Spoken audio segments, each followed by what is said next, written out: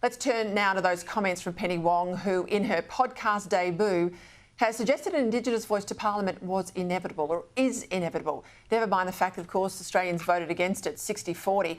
Wong says Australians will one day be incredulous there was ever an argument over the voice. Now, the guys at Advance Australia, they were quick off the mark today and they could not have put it better. Remember the Voice to Parliament referendum? Australia has made the choice and voted no. Well, Anthony Albanese and Penny Wong want to ignore your vote, saying that the voice is inevitable. Look, I think we'll look back on it in 10 years' time and it'll be a bit like marriage equality, don't you reckon? Like I always used to say, marriage equality, which took us such a bloody fight to get that done. And I thought, all this fuss, it'll become something. It'll be like, people go, do we have an argument about that? They won't even like it. The kids today, or even adults today, barely kind of clock that it used to be an issue. Authorised by Sandra Burke, Advance Australia, Canberra. And more and more and more are going to hit social media networks in the coming hours. Peter Dutton too, he hit back. Have a listen. I thought the Prime Minister had heard that we said no, and now it turns out Labor's thinking about legislating it. Look at the whole debate this week about Welcome to Country. That news.com poll, 130,000+ Australians, 67% said no. No, we want all these Welcome to Countries to stop. You saw how people voted in the Voice referendum. It could not be clearer. The vast majority of Australians do not want this country divided by race. But Labor isn't listening. And as I've reported repeatedly in the past, Truth and Treaty are both still funded in the federal budget. The work is continuing. Joining me now from Launceston, former Prime Minister Tony Abbott. Well, Tony Abbott, I would regard this as a denial of democracy, wouldn't you? Absolutely right, Peter. This is a giant two-fingered salute to the voters of Australia who resoundingly said no to a voice. And what Penny Wong has admitted today is you're going to get the voice anyway if we stay in government. Now, the only language that people like Penny Wong and Anthony Albanese will understand is being booted out.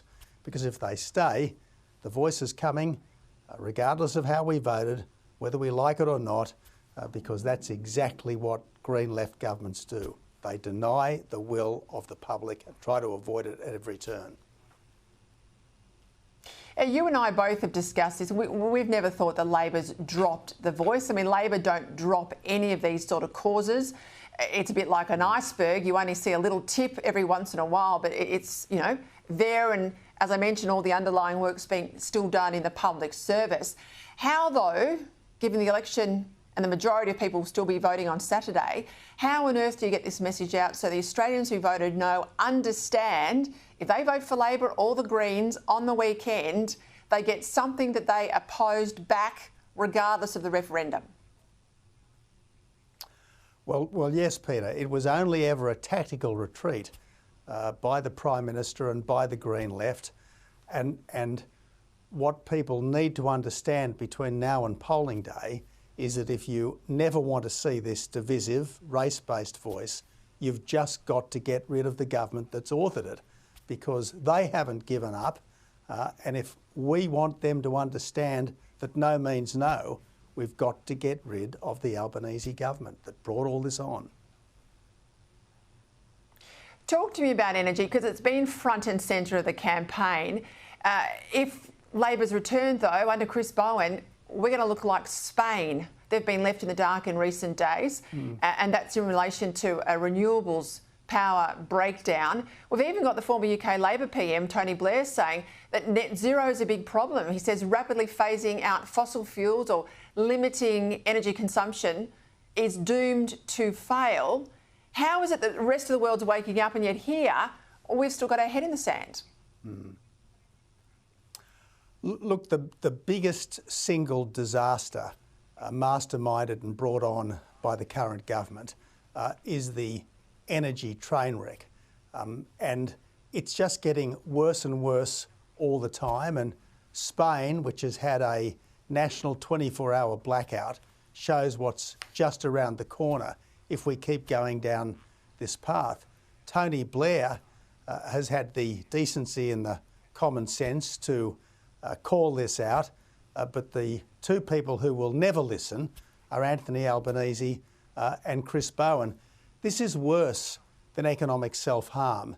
It's almost attempted economic suicide, Peter. Now, I've been in probably a dozen or more marginal seats over the last few weeks, and the message that I'm getting from the general public, it's not just about cost of living. It's about the economic vandalism behind the cost of living crisis, and there's no better illustration than energy policy. People understand, as Dick Smith said today, it is a simple delusion to think that you can run a country on solar panels and batteries. You can run a house, but you can't run a country. And if we keep going down this path, it won't just be our cost of living that goes through the roof. We'll lose our jobs, we'll lose our industries, we'll lose our security, our national security, not just our financial security, because energy security is national security. This is the scale of the unfolding disaster if we don't change the government on Saturday. Yeah, I just showed very quickly there an open letter that went into the newspapers today, 50 experts. So people not pushing a particular barrow, these are experts in energy who have called out the issue of our renewables only grid. You're in Tassie, and I know Tassie's had, some good and some tough and some challenging economic times over the years, and you've got a lot of lovely young people behind you who want to be able to stay in Tasmania, I suspect, who want to run a business or join an industry and stay on the Apple Isle. And if we send our industry offshore, if we end up becoming a country of nail bars and baristas, for God's sake, if we don't make things in this country anymore, then there's no opportunity for these young people. Completely correct, Peter. Obviously, Tasmania is a wonderful place, but you can't have a great community without a strong economy to sustain it. And as Peter Dutton has said, electricity is the economy. Power is the economy.